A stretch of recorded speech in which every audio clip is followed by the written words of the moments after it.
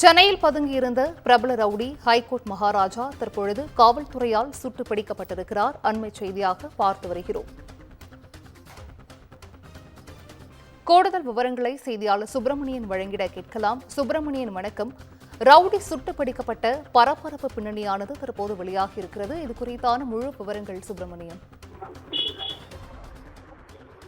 Rowdy high court Maharaja சுட்டு பிடிக்கப்பட்டிருக்கிறார். சென்னை கிண்டி பகுதியில் அருகே வைத்து அவர் சுட்டு பிடிக்கப்பட்டிருக்கிறார். ஏற்கனவே குறிப்பாக ஹைகோர்ட் மகாராஜாவுடைய கூட்டாளிகள் ஏற்கனவே 3 பேர் கைது செய்யப்பட்டிருந்தார்கள். வேளச்சேரி பகுதியில் வைத்து அவர்கள் கைது செய்யப்பட்டிருந்தார்கள். பிரபல நகைக்கடை அதிபரை மிரட்டி கடத்தல் மற்றும் கொள்ளை முயற்சியில் ஈடுபட இந்த கூலிப்படை கும்பல் திட்டமிட்டிருந்ததாக காவல்துறை தரப்பில் தெரிவிக்கப்பட்டிருந்தது. அதன் அடிப்படையில் வேளச்சேரி பகுதியில் வைத்து ஹைகோர்ட் மகாராஜாவுடைய கூட்டாளிகள் கைது செய்யப்பட்டார்கள். அவர்களிடமிருந்து ஆயுதங்களும் பறிமுதல் செய்யப்பட்டிருந்தது.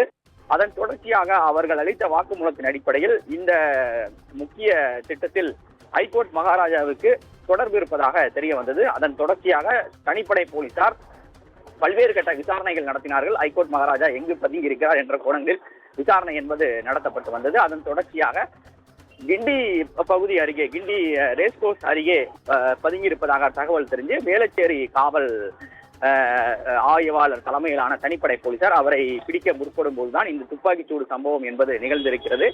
அவரை துப்பாக்கியால் சுட்டு போலீசார் பிடித்திருக்கிறார்கள். காயமடைந்த அவர் சிகிச்சைக்காக ராயப்பேட்டை அரசு மருத்துவமனையில் அனுமதிக்கப்பட்டிருக்கிறார்.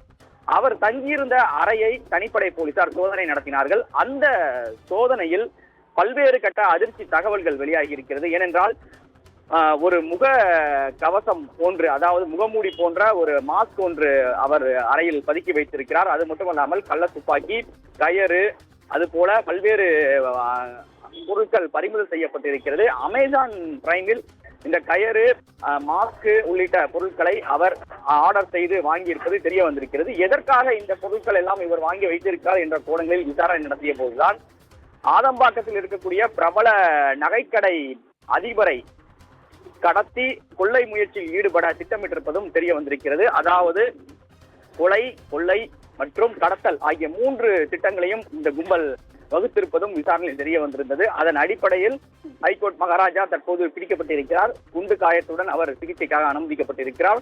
தென் மாவட்டத்தில் பிரபல கூலிப்படை கும்பல் தலைவனாக ஹைகோர்ட் மகாராஜா செயல்பட்டு வந்திருக்கிறார்.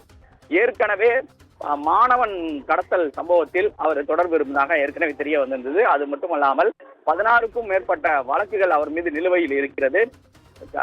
பிரபல தொழிலதிபர்களை மிரட்டி பணம் வசூலிப்பது, அதே போல சிக்கலான இடங்கள், அதாவது நிலப்பிரச்சனை தொடர்பான இருக்கக்கூடிய வழக்குகளில் அதில் உள்ளே நுழைந்து அதில் மிரட்டி பணம் வசூலிப்பது என பல்வேறு சம்பவங்களில் தென் மாவட்டங்களில் ஹைகோர்ட் மகாராஜா ஈடுபட்டு வந்தது விசாரணை தெரிய வந்திருந்தது.